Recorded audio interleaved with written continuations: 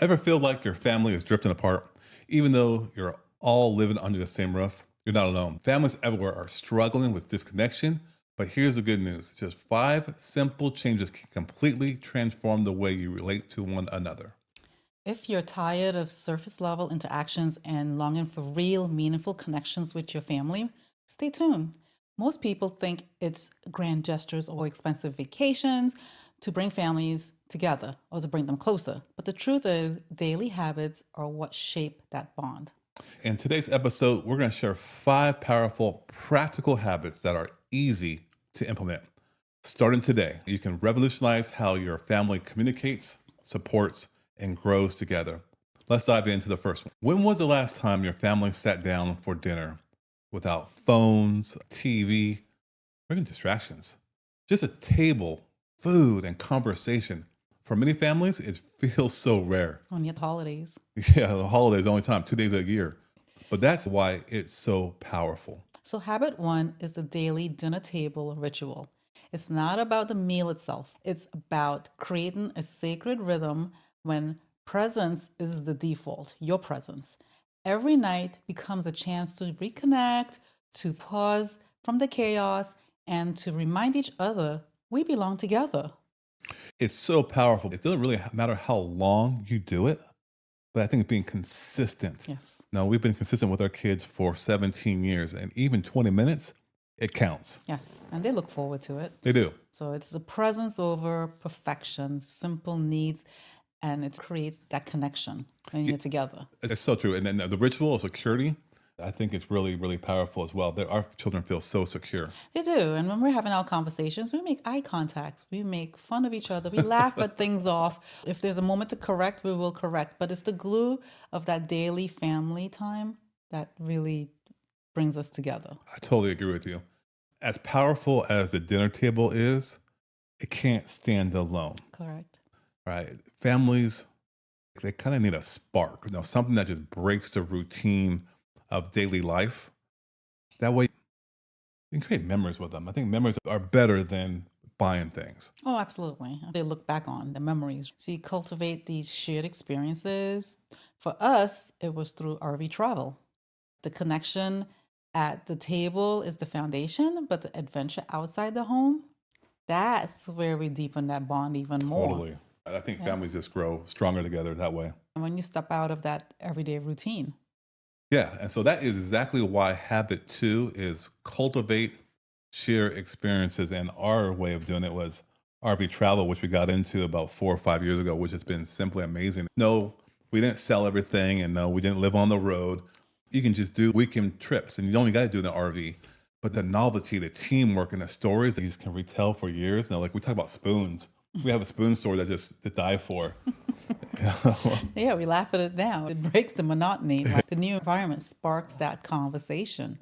So, It does. And you start working together, a team, you got to communicate and you got problem solving. Those moments where you're meal planning, you're route planning, you just got to all work together. everybody has a job and we all work together to accomplish that task. Yeah. Memories from trips become reference points over the years. You always talk about it. Remember when we went here? Remember when we did this? Yeah. And you get strong as a family because this is who we are as a family. I just sent a picture of our youngest one wearing my hats. Like, you liked my hats way back in the day, just funny. But even with dinners and adventures, family can still fall into negativity. How do you keep the atmosphere positive?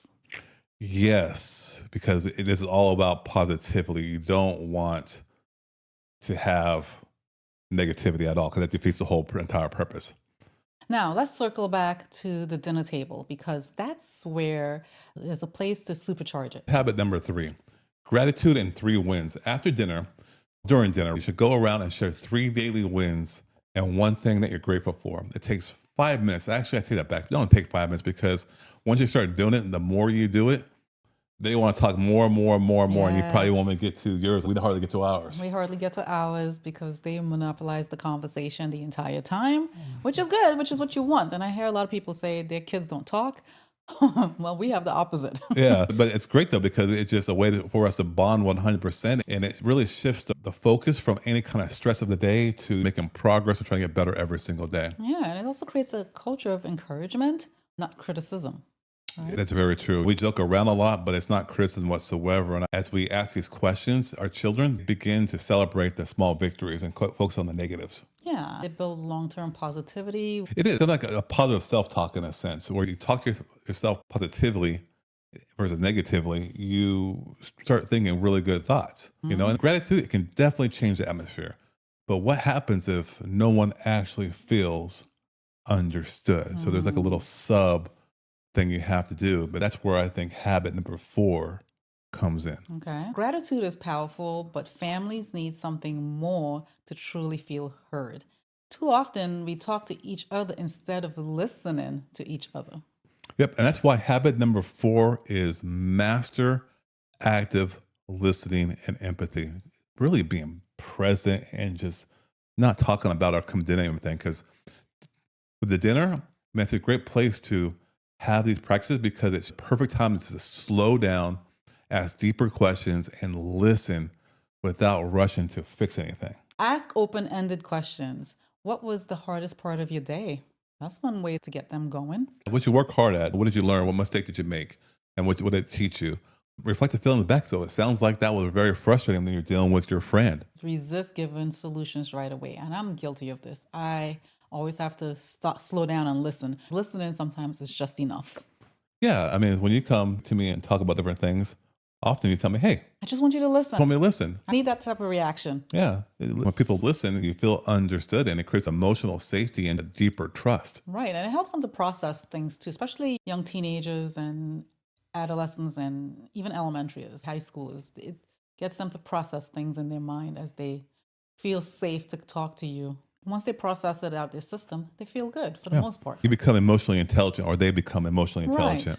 Right. I guess some parents can become emotionally intelligent as well. But even when families feel heard, conflict is unavoidable. The question is, will it tear you apart or make you stronger? Truth. Like, even with the rituals, adventures, RVing, gratitude, and the listening, families will still hit conflict. That's right. And that's why habit 5 is to build a foundation of resilience and joy.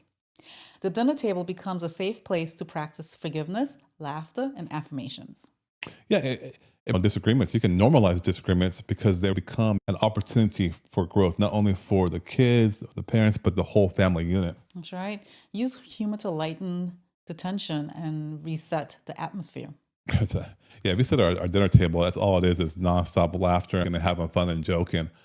It's just a great way to bond, like we said. And other affirmations that will highlight the strength even after the conflict. Teach them resilience by letting go of the grudges. Even us adults need to work on that. The grudges should not be allowed whatsoever. Yeah, Just hit it in the head right when it happens and move on. And dinner table is a great place to do it. And really just protect the family energy by saying no to unhealthy patterns. that's right. When you see something that's not right, it's okay to say no. Yeah. And when you weave in these habits together, the ritual dinners, the shared adventures, the gratitude, empathy, and resilience, you don't just change the evenings, you change the entire atmosphere of your home. I agree with you. Yeah. It definitely has. We were intentional about it, and our home atmosphere is amazing. It feels good. Yeah, it I mean, does. our family, your family will feel safer, we feel more connected, more joyful. And those moments at the table become the foundation for memories that truly last. I know our kids are going to take it on to their families. Yeah, and it's not going to happen overnight, but you just have to be consistent with it. Here are the 3 takeaways from today's video episode. 1, families drift apart when small habits are ignored. 2, connections grow through rituals, gratitude, listening, and shared experiences. And resilience and joy come when families practice forgiveness and laughter together. Here's the thing, these habits only work if you have the energy to live them out. Otherwise, it's too easy to collapse on the sofa, scroll your phone, and let another day just go by. It happens so much because the hardworking parents are out there. You come home and just want to crash. But that's why we created the 5-day shortcut to all-day energy. And it helps hardworking parents rebuild the physical and emotional energy they need to show up for their family. Not half present, but fully engaged. So join us through the link below and start transforming your energy and your home. And while you're here, hit the subscribe button.